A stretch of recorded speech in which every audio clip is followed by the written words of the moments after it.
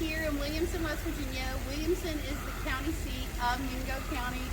You may have heard of Bloody Mingo and the other towns that are located here in Mingo County, such as Matewan and Gilbert.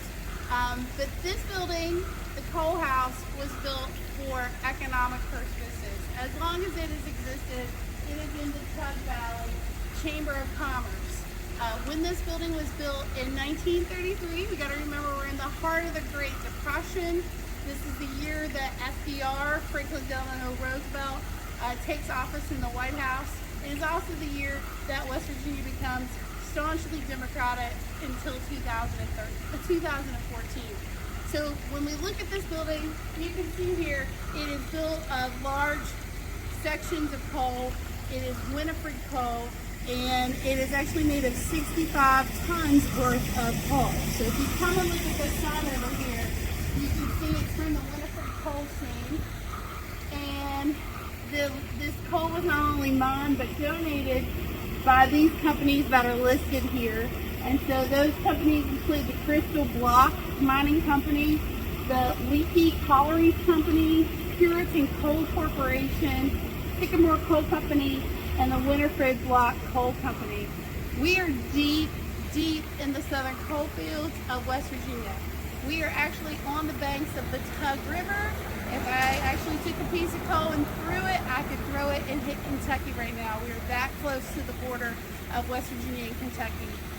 Not only is this county known for the mine wars, but this county is also known because of two families you might have heard of, the Hatfields and McCoys, who fought back and forth across the Tug River in the 1860s, 70s, and 80s. And it became a battle that was known all across the United States. And so has a lot of negative connotations that come with that clan warfare that still exists today for West Virginia. The people that came in and talked about this Hatfields and McCoy story in particular focused on the Hatfield family led by Double Lance Hatfield and described the people of this region as savages, as toothless, as illiterate, as poor. And so the stereotypes that came out of that Hatfield and McCoy battle still persist to this day about this region. So if you come closer,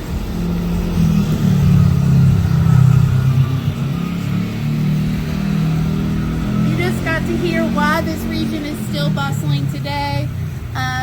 This region is capitalizing on what is known as the Hatfield and McCoy ATV trail system, which goes all across southern West Virginia. And so people come to West Virginia to ride their side-by-sides and their four-wheelers through West Virginia, not only on the weekends, but during the week as well. And so there's been this big shift from coal as the main economic driver to tourism being the main economic driver. That's why this building existed in the first place. It's the Chamber of Commerce at one time, which really was fed and ran by coal companies, and now it's very tourism based. So if you look at this sign, you can see here, this honors the Williamson Chamber of Commerce and the people that were members of the Williamson Chamber of Commerce. Now this building, it's kind of crazy to imagine this, but in 2010, the coal house caught on fire. And so coal is a fuel, and so yes, it's going to burn, and it's going to burn, quite extensively. So thankfully, this building, which is on the National Register of Historic Places, was restored. It took over $200,000 to save it. And this building has been on the National Register of Historic Places since 1980. And so it continues to be this icon of West Virginia. The coal house, no one has actually lived here ever. And it is only one of two structures built entirely of coal in West Virginia. The other coal structure is the coal house in White Sulphur Springs. So if you go through White Sulphur Springs and you get on I-64 south, like you're headed to Covington, you'll go past the coal house. It's like on the right side of the road. It is not as spectacular or as fancy as this one. One other thing that I want to show you is this statue that is supposed to be supposedly, so I'm going to show you this statue supposedly of Chief Logan. If you don't know Chief Logan plays a very prominent role in West Virginia history. Chief Logan was of the Mingo tribe, and here's a monument to him here. So that's why we remember Logan County is named for Chief Logan, and Mingo County is named for the Mingo tribe. And so if Dave, you'll point this out here. This is a famous speech that Chief Logan gave during Precip's War, which was after the French and Indian War. And it was when West Virginia was part of the frontier. There was fighting between the indigenous people of this region and the white pioneers who were trying to forcibly settle in this region.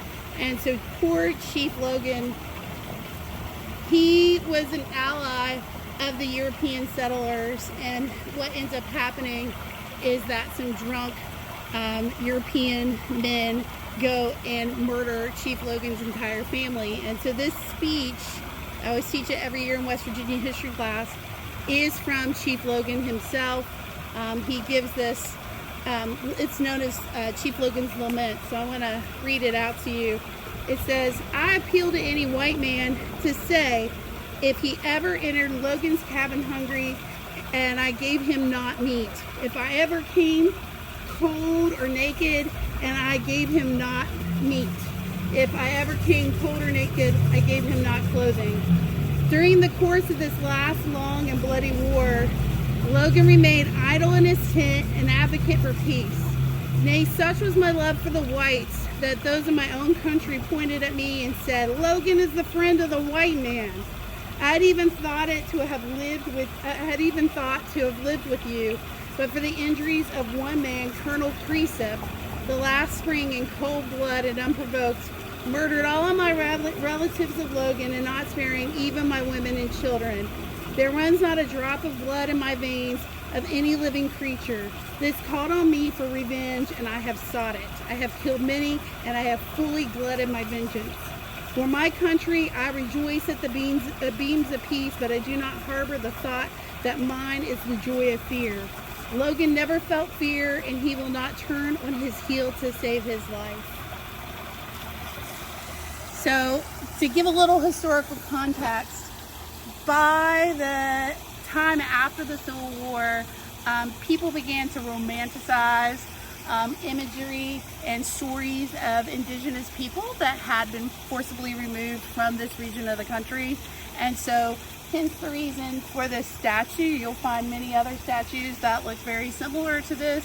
I would almost bet my bottom dollar that Chief Logan looked absolutely nothing like this, but this is a very common practice in communities all across, especially the eastern United States, to romanticize the indigenous people who once lived there, now that they have been forcibly removed and pushed further westward or annihilated completely. All right, thank you for joining us here at the Courthouse in Williamson, West Virginia in Mingo County, and I hope you learned a little bit of history today. If there's something you're really interested in and you'd like to see a video, definitely drop us a line and let us know. You can follow us on Facebook at West Virginia History with Mrs. B. That is my Facebook page. Or you can follow us